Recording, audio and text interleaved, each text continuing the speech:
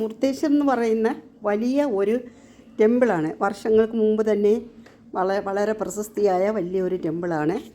എല്ലാവർക്കും മിക്കവാറും ഉള്ളവർക്കെല്ലാം അറിയപ്പെടുന്ന ഒരു ടെമ്പിളാണ്. അപ്പം ഇവിടെ വരുന്നവർക്ക് നല്ല ഒരു അന്തരീക്ഷമാണ്. എന്ന് വെച്ചാൽ കടൽ തീരവും അതിനോട് തൊട്ട് ചേർന്ന് നിൽക്കുന്ന ടെമ്പിളുമാണ്. കാണാൻ നല്ല കൗതുകമാണ്. ദൂരെ നിന്ന് വരുമ്പോഴേ നമുക്ക് വഴിയൊന്നും മാറിപ്പോകത്തില്ല. കാരണം അത്രയും ദൂരത്തിൽ ആ സ്റ്റാച്യു അത്രയും വലുതായിട്ടാണ് പൊക്കത്തിൽ കെട്ടിയിരിക്കുന്നത്. ആ സ്റ്റാച്യുവും അതിൻ്റെ കൂടെ ചേർന്നിട്ടുള്ള ഒരു സ്തൂപികയായ ഒരു അടയാളവും അത് നമുക്ക് അത്രയും ഭംഗിയായിട്ട് കാണാവുന്നതുകൊണ്ട് ആർക്കും വഴി തെറ്റാൻ ചാൻസ് ഇല്ല. പിന്നെ എല്ലാ സ്ഥലങ്ങളിൽ നിന്നും ആളുകൾ, എല്ലാ സ്റ്റേറ്റിൽ നിന്നും ആളുകൾ വരുന്നുണ്ട്.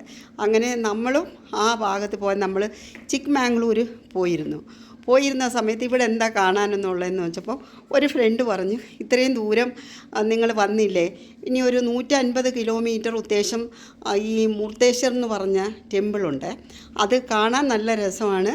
അതും തന്നെയല്ല നിങ്ങൾക്കെല്ലാം ഇഷ്ടപ്പെടും. കടലോട് ചേർന്നിട്ടാണ് കുട്ടിയൊക്കെ കളിക്കാനും പിന്നെ താമസിക്കാനുള്ള നല്ല സൗകര്യം, ഭക്ഷണ രീതികൾ എല്ലാം നല്ലതാണ്. പിന്നെ മമ്മിക്കും കഴിക്കാൻ പറ്റും. മമ്മി കൂടുതലും വെജിറ്റേറിയൻ അല്ലേ കഴിക്കുന്നത്. അപ്പോൾ കഴിക്കാൻ വെജിറ്റേറിയൻ ഉള്ളവർക്കെല്ലാം വെജിറ്റേറിയനും അവിടെ സാധാരണ കിട്ടുന്നത്.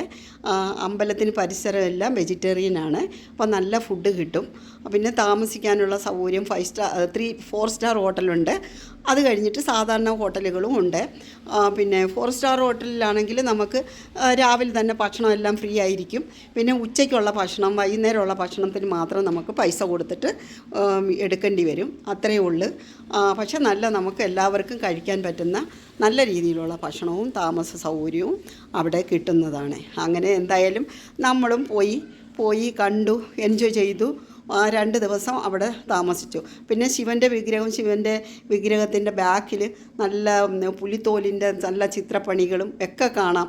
നല്ല ഭയങ്കര ഹൈറ്റാണ്. അപ്പോൾ അത് നമുക്ക് നേരെ ഇങ്ങനെ എടുക്കാൻ സാധാരണ രീതിയിൽ ബാക്കിൽ നമുക്കല്ലാത്ത രീതിയിൽ എടുക്കാൻ പറ്റുന്ന കാര്യമുള്ളൂ. പിന്നെ രഥം അതും കാണാൻ അത്ര നല്ല കൗതുകമാണ്. ശിവൻ ആ കടൽ തീരത്തിൽ അങ്ങനെ ഇരിക്കുന്നത് കാണാനും ചന്ദ്രൻ ഇങ്ങനെ ഉദിച്ചിങ്ങനെ വരുന്നതും സൂര്യൻ ഉദിച്ച് വരുന്നതും അതിൻ്റെ നിഴലും നല്ലതാണ്.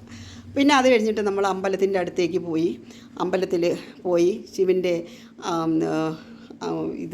സ്റ്റാച്യു കാണാനും പിന്നെ അത് കഴിഞ്ഞിട്ട് അതിനകത്ത് ഒരു ഗുഹയുണ്ട്. ഗുഹയ്ക്കകത്ത് കയറി പോകുമ്പോൾ അവിടെ ശ്രീരാമൻ ഇങ്ങനെ ഇവരുടേതായ പഴയ പുരാണ ചരിത്രങ്ങൾ ഇങ്ങനെ പറഞ്ഞ് ഹിന്ദിയിലിങ്ങനെ അവർ മൈക്കിൽ കൂടെ പറയുന്നുണ്ട്.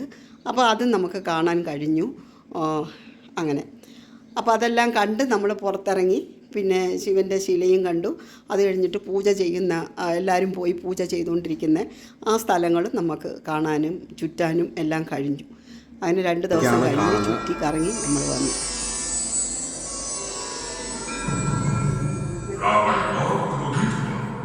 दुखी हुआ, उसकी सारी कोशिश बेकार गई।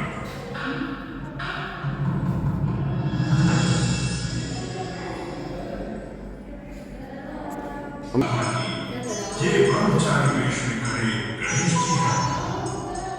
बालक के सिर पर जोर से प्रहार किया। गणेश जी के सिर पर गड्ढा पड़ा। गोकर्ण क्षेत्र के पश्चिम आग्नेय भाग में स्थित जीवित रखने के लिए ही इसे लगाया गया।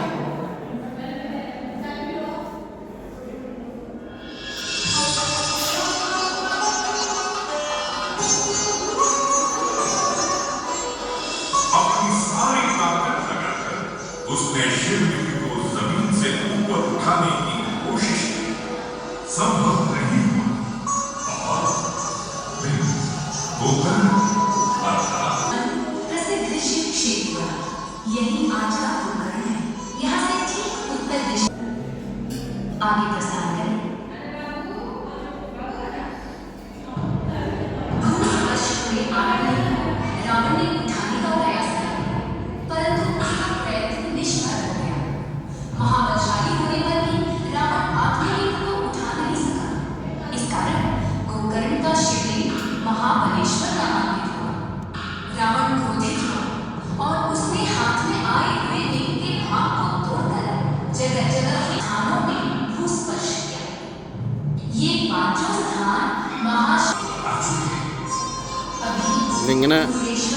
വലിയ ടണലുണ്ടാക്കി വെച്ചിരിക്കുക. അതിൻ്റെ ഉള്ളിൽ പഴയ ചരിത്രത്തിൻ്റെ ഓരോ പ്രതിമകളും അതിൻ്റെ കഥകൾ പറയുന്നതും എല്ലാം ഇങ്ങനെ ഇവർ പ്രസംഗിക്കുന്നുണ്ടല്ലോ. അതെല്ലാം ഇതിൻ്റെ കഥകൾ ഇങ്ങനെ പറഞ്ഞുകൊണ്ടിരിക്കുക. രാവണനും കൃഷ്ണൻ്റെയും കഥകളിങ്ങനെ പറഞ്ഞുകൊണ്ടിരിക്കുക. നല്ല രീതിയിൽ ഉണ്ടാക്കിയിട്ടുണ്ട്.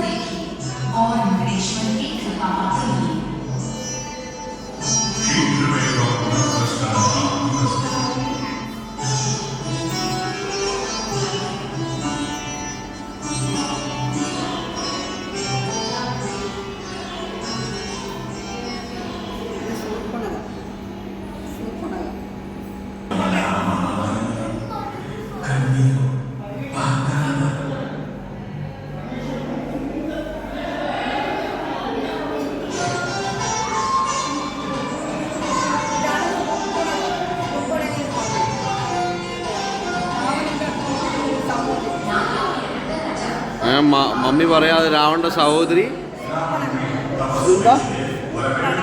സൂപ്രണക.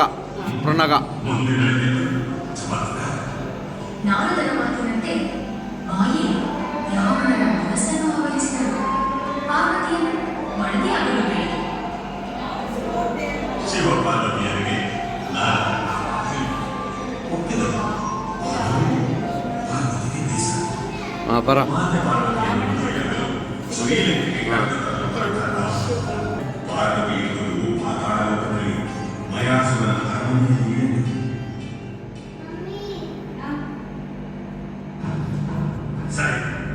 നല്ല ഭംഗിയായിട്ട് ഉണ്ടാക്കിയ സ്ഥലം കേട്ടോ അത്.